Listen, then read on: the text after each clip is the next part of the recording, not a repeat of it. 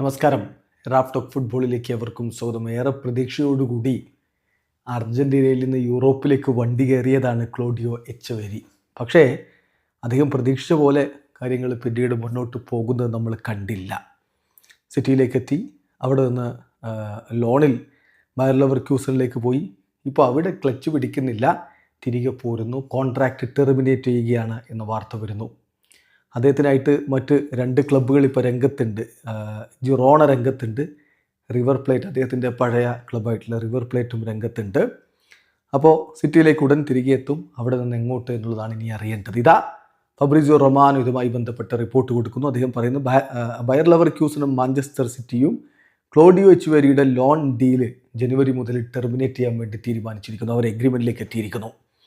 Argentine super താരം Manchester സിറ്റിയിലേക്ക് തിരികെ എത്തും ഫോർ എ ന്യൂ ലോൺ. ജിറോണയിലേക്കോ അതല്ലെങ്കിൽ റിവർ പ്ലേറ്റിലേക്കോ പോയേക്കും. ഇതാണ് ഇപ്പോൾ വന്നിട്ടുള്ള റിപ്പോർട്ട്. ഏതായാലും എങ്ങോട്ടേക്ക് എന്നുള്ളത് ഇനി കണ്ടറിയണം. റിവർ പ്ലേറ്റിലൂടെ വളർന്ന താരമാണ്. അവിടെയാണ് അവൻ്റെ യൂത്ത് കരിയർ, അവിടെയാണ് അവൻ്റെ സീനിയർ കരിയർ ആരംഭിച്ചത്. അർജൻറ്റീനയുടെ അണ്ടർ-17, അണ്ടർ-20, അണ്ടർ-23 ടീമുകൾക്കൊക്കെ പൊളിച്ചടുക്കി ശ്രദ്ധയാകർഷിച്ചു.